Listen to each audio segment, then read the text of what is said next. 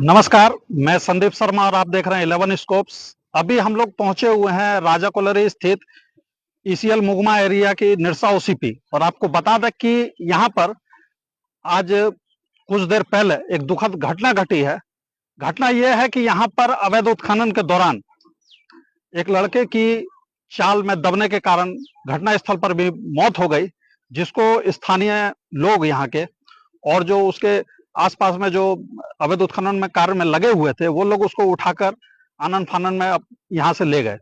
लेकिन यहाँ के मुखिया पहुंचे हुए थे और भवाल पंचायत के मुखिया प्रतिनिधि उन्होंने साफ तौर पर कहा कि इस तरीके से जो यहाँ पर जो अवैध उत्खनन चल रहा है, ये ईसीएल मुगमा एरिया की कोलरी है और यहाँ पर कोई भी सुरक्षा का पुख्ता इंतजाम नहीं है, जिसके वजह से आए दिन ऐसी दुर्घटना होती रहती है। इस पर लगाम लगना चाहिए और खासकर ईसीएल जो कोलरी है, ईसीएल जो मुगमा एरिया है, उस पर भी केस होना चाहिए, ओसीपी पर भी केस होना चाहिए कि सुरक्षा का यहाँ पुख्ता इंतजाम नहीं है, जिस कारण यहाँ अवैध उत्खनन होते रहता है और इस तरह की घटनाएं होती रहती हैं।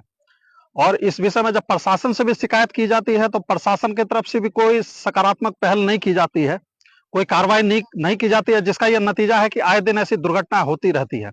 न्यू भमाल बस्ती का जो झोपड़पट्टी है, वहाँ के लड़का लोग का खदान में काम करवा रहा था अरमान शेख, और आज 4 दिन से लगातार रात भर पिकअप चलता है। इसका गवाह है कि देखिए कैसे जंगलों के बीच में कोयला रखा हुआ है और उसका जो लड़का डेड किया है खदान को दबने से भसने से, अरमान शेख, अरबाज शेख और जो लोग उसके साथ में काम कर रहा, उसके ऊपर हत्या का मामला दर्ज होना चाहिए। और ये माल जो कोयला जो रखा हुआ देख रहे हैं सैकड़ों बोरिया के हिसाब से, और भी जहां तहां घर में इधर उधर छुपा करके रखा हुआ है। पुलिस प्रशासन, हमारे एसपी साहब बोलते हैं कि क्राइम नहीं होगा, कोयला चोरी नहीं होगा। ये क्या हो रहा है, कोई देखने वाला नहीं है। सीआईएसएफ को फोन कीजिए तो आता, फॉर्मेलिटी करता है और चल जाता है। जीता जागता है कि जवान लड़का 20 साल 22 साल का आज मर गया। इसका सारा जवाबदेही अरमान शेख, अरबाज शेख और उसके पूरे परिवार का है।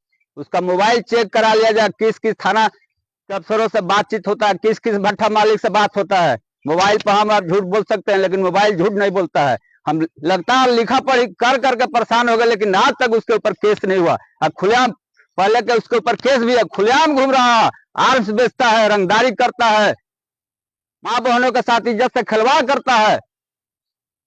लेकिन निरसा थाना प्रभारी कोई तरह का कार्रवाई नहीं करे। देख लीजिए ये कोई मामला आज जो ये कंपनी चल रहा हुआ आउटसोर्सिंग, इसमें आज खबर आया कि एक लड़का दब के मर गया। मान लीजिए ये बहुत दुखद बात है, ऐसा नहीं होना चाहिए, लेकिन ये इलीगल है। इसके चलते मान लीजिए कोई कहीं से लाभ भी नहीं मिल सकता है, इसलिए कि ये कुछ आदमी भी ऐसा शौक से, मान लीजिए जो पेट के चलते अपना करिए रहा है, कुछ आदमी यहाँ शौक से भी अपना कमाने के जरिया बना लिया है। इसके चलते गरीब आदमी ही का मौत हो रहा है। जो काम करवा रहा है उसका मौत नहीं हो रहा है, जो गरीब आदमी है जो डेली अपना कमाता खाता है कोयला काट के, उसी के मौत हो रहा है। और हम चाहेंगे एसीएल प्रबंधक से भी कि जो आउटसोर्सिंग चालू है उस पर मान लीजिए भी नजर रखे कि ये अनलीगल काम यहाँ मत हो। इसके लिए आउटसोर्सिंग कंपनी पे भी केस होना चाहिए कि जो अनलीगल घुस के करता है लोग, उस पे रोक लगे। अब देखना यही होगा कि यहाँ पर जो इस तरीके की घटना घट रही है अवैध उत्खनन के दौरान, इस पर क्या लगाम लगती है या यूं ही इसी तरीके से आए दिन यूं सिलसिला जारी रहता है। 11 स्कोप्स के लिए निरसा विधानसभा से संदीप शर्मा की रिपोर्ट।